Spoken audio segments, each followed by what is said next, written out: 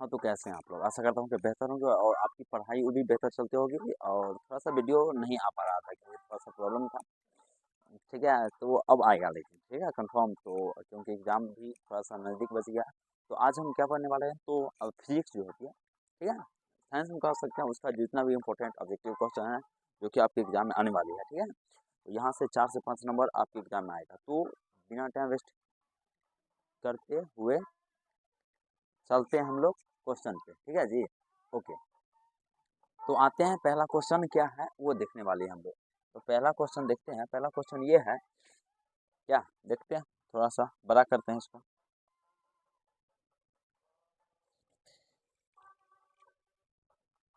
Okay, तो पहला question है, जल विद्युत संयंत्र किस ऊर्जा को विद्युत ऊर्जा में रूपांतरित करता है? यानी कि जल विद्युत जो संयंत्र है वो कौन सा ऊर्जा को क्या करता है कि विद्युत ऊर्जा में बदलता है?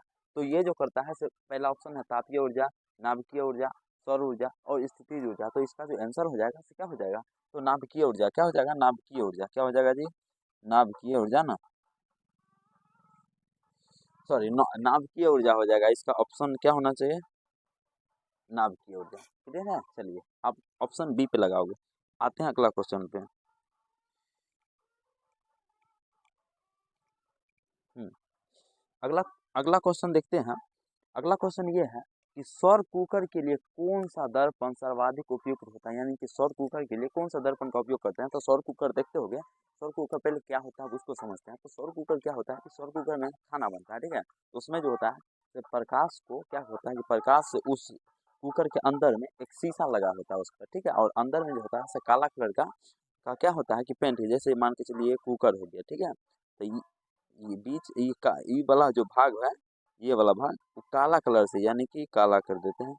काला कलर से क्या होता है कि रंगा होता है। क्या होता है? रंगा हुआ होता है। और यहाँ पे क्या होता है कि एक लेंस लगा रहता है, सॉरी दर्पण लगा रहता है, अवतल दर्पण लगा रहता है, ठीक है? तो यहाँ पे अगर इसका आंसर की बात करें तो हाँ, वो हम क्या कर रहे थे कि मतलब किसका उपयोग होता है उसमें भोजन बनाने के लिए। सौर कुकर का उपयोग किसके लिए? तो सौर कुकर का उपयोग भोजन बनाने के लिए किया जाता है। तो इसमें जो है से कौन सा दर्पण का यूज किया जाता है? तो अवतल दर्पण का। किस दर्पण का? तो अवतल दर्पण। तो इसका आंसर हो जाएगा ऑप्शन सी हो जाएगा। ठीक है, लिख लोगे? चलते हैं अगला क्वेश्चन पे।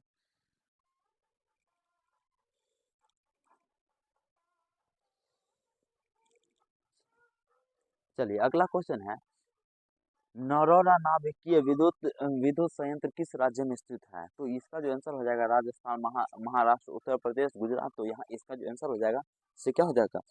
मध्य, सॉरी क्या हो जाएगा? उत्तर प्रदेश हो जाएगा। इसका आंसर क्या हो जाएगा? उत्तर प्रदेश। क्या होगा? उत्तर प्रदेश। ठीक है जी, चलते हैं अगला क्वेश्चन पे।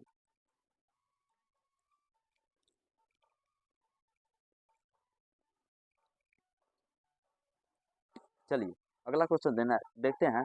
अगला क्वेश्चन ये कह रहा है कि प्रकृति में पृथ्वी पर ऊर्जा का मुख्य स्रोत क्या है? तो सूर्य है। प्रकृति में वही कह रहा है, प्रकृति में पृथ्वी पर ऊर्जा का मुख्य स्रोत क्या है? तो कोयला है, पानी है, लकड़ी है। तो प्रकृति में जो है ऊर्जा का मुख्य स्रोत क्या हो सकता है? तो सूर्य हो सकता है। क्या हो जाएगा? सूर्य हो जाएगा। इसका आंसर क्या होना चाहिए? ऑप्शन बी हो जाएगा और सूर्य हो जाएगा। ठीक है, ठीक है जी, ओके ठीक है। चलते हैं अगला क्वेश्चन पे।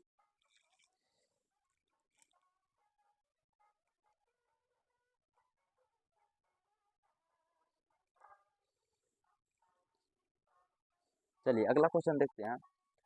जीव द्रव्यमान जीव द्रव्यमान ऊर्जा ऊर्जा स्रोत का उदाहरण निम्नलिखित में से कौन सा नहीं है? तो इसमें जो है कौन सा नहीं है? तो इसका जो आंसर होना चाहिए तो ऑप्शन होना चाहिए नाभिकीय ऊर्जा। नाभिकीय ऊर्जा से होना चाहिए। ऑप्शन सी हो जाएगा इसका आंसर। ठीक है, ऑप्शन सी। क्लियर है? क्लियर है, ओके। आते हैं अगला सवाल पे। अगला सवाल ये हो जाएगा। अगला क्वेश्चन है, पवन पवन विद्युत जनित्र में पवन की चाल कम से कम क्या होनी चाहिए? तो क्या होना चाहिए? तो 5 किलोमीटर, 15 किलोमीटर, 150 किलोमीटर, 50 किलोमीटर, कुछ भी। तो यहाँ पे जो आंसर हो जाएगा ऑप्शन ए हो जाएगा, यानी कि 15 किलोमीटर। कितना हो जाएगा? 15 किलोमीटर। ठीक है, ठीक है, ठीक है। चलिए अगला क्वेश्चन पे आते हैं हम लोग।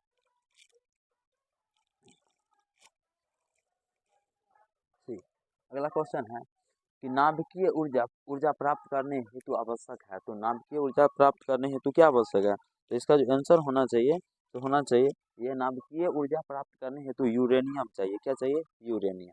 क्या चाहिए, यूरेनियम। ठीक है जी, चलते हैं अगला क्वेश्चन पे।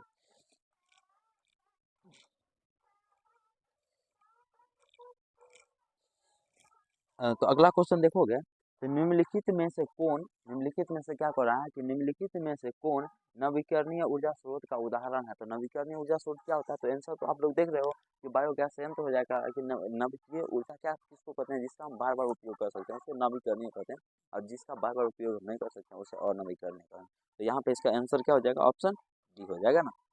क्लियर है, चलते हैं अगला क्वेश्चन पे।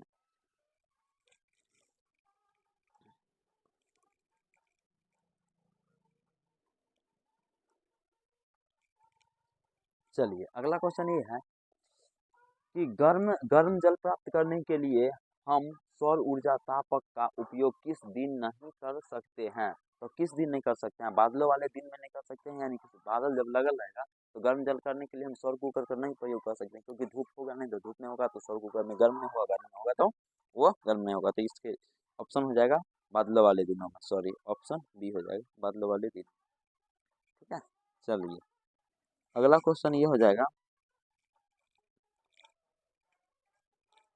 अगला क्वेश्चन ये है कि निम्नलिखित में से कौन जैव मात्रा ऊर्जा स्रोत उदाहरण नहीं है। तो इसका जो आंसर होना चाहिए क्या होना चाहिए, नाभिकीय ऊर्जा हो जाएगा, गोबर गैस हो जाएगा, क्या हो जाएगा बताओ। तो इसका आंसर क्या होना चाहिए, तो नाभिकीय ऊर्जा हो जाएगा, ऑप्शन सी नाभिकीय ऊर्जा, ऑप्शन सी हो जाएगा ना नाभिकीय ऊर्जा।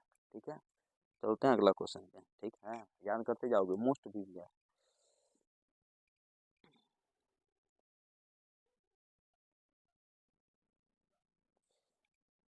चलिए 12वां सवाल देखते हैं, निम्नलिखित में कौन ऊर्जा का नवीकरणीय स्रोत है। ऊर्जा का नवीकरणीय स्रोत क्या हो जाएगा, तो इसका नवीकरणीय जो स्रोत हो जाएगा तो हो जाएगा ऑप्शन डी हो जाएगा, क्या हो जाएगा ऑप्शन डी प्राकृतिक गैस, क्या हो जाएगा ऑप्शन डी प्राकृतिक गैस, ऑप्शन डी प्राकृतिक गैस। क्लियर है, ओके आते हैं अगला सवाल पे।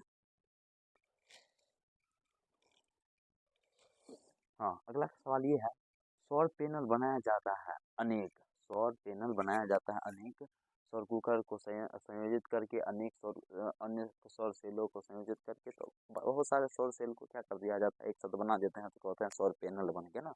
यही बात कर रहा है, तो इसका आंसर हो जाएगा ऑप्शन बी हो जाएगा। ठीक है, ठीक है, चलिए अगला सवाल पे देखते हैं हम लोग। ये तो हो चुका है ना।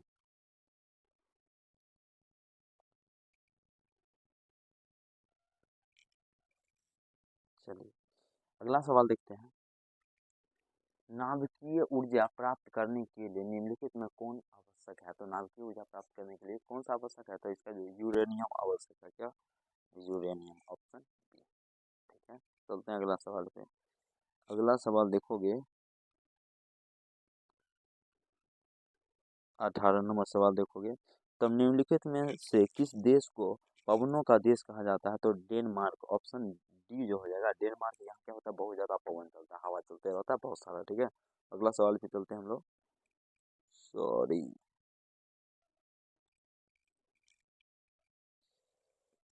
अगला सवाल ये है, हाँ, कि निम्न में से किसका उपयोग खाना बनाने वाले ईंधन के रूप में नहीं किया जाता है। तो सीएनजी का, यानी कि सीएनजी गाड़ी उड़ी में यूज किया जाता है, पता है। एलपीजी का उपयोग हम लोग खाना वाना बनाने के लिए गैस का प्रयोग में करते हैं। ठीक है, चलते हैं अगला क्वेश्चन पे।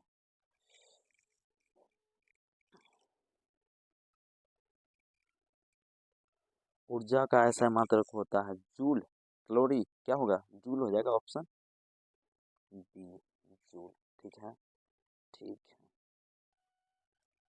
चलिए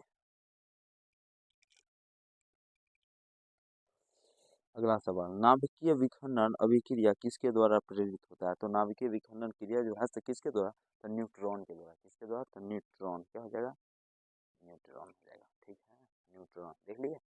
चलते हैं अगला सवाल पे। अगला सवाल देखते हैं हम लोग, क्या नंबर हो जाएगा,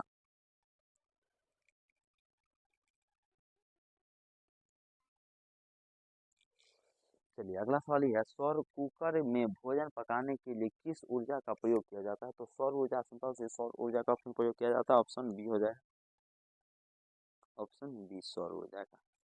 ठीक है, ठीक है, चलिए अगला सवाल, अगला सवाल ये है कि निम्न में से किस पदार्थ का उपयोग सौर सेल बनाने में किया जाता है। तो सौर सेल बनाने में किसका उपयोग किया जाता है, तो सिलिकॉन का। किसका, सिलिकॉन, सिलिकॉन, सिलिकॉन, ध्यान रखिएगा। सौर सेल बनाने में किसका उपयोग किया जाता है, तो सिलिकॉन का। तो ऑप्शन सी हो जाएगा, ऑप्शन सी हो जाएगा। ठीक है, चलिए अगला सवाल, अगला सवाल है सौर कुकर में प्रयुक्त बर्तन प्राय निम्न में से किस रंग से पेंट किया जाता है। तो काला कलर का। हम बोले थे कि सौर कुकर में जो होता है अंदर में काला कलर से रंगा होता है, जिससे क्या होता है कि प्रकाश जो है उसमें अवशोषित होता है और जिससे गर्म हो जाता है। इसीलिए क्या होता है कि गर्मी के दिनों में आप लोग को बताया जाता होगा कि काला कपड़ा, काला रंग का जो कपड़ा है वो नहीं पहनना चाहिए। ठीक है, ओके, आते हैं अगला सवाल पे।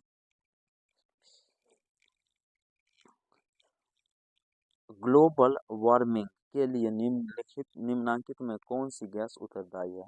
तो इसका जो आंसर हो जाएगा CO2। CO2 क्या हो जाएगा, CO2 यानी कार्बन डाइऑक्साइड, यानी कि ऑप्शन। ठीक है, चलिए ठीक है, अगला सवाल पे आते हैं हम लोग।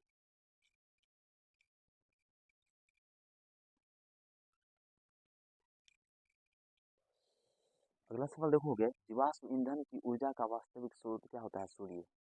क्या हो जाएगा, सूर्य हो जाएगा। क्या हो जाएगा, सूर्य हो जाएगा। ठीक है, तो इसी के साथ क्या करेंगे, वीडियो बहुत लंबा हो जाएगा। आप लोग जो भी क्वेश्चन था इस सारे क्वेश्चन को क्या कर लोगे, याद कर लोगे, और याद कर लोगे तो यहाँ से 2 4 5 नंबर तक, 4 नंबर तक आ सकता है। तो मिलते हैं अगले वीडियो में, इसी के साथ विदा लेना चाहेंगे और बाय बाय।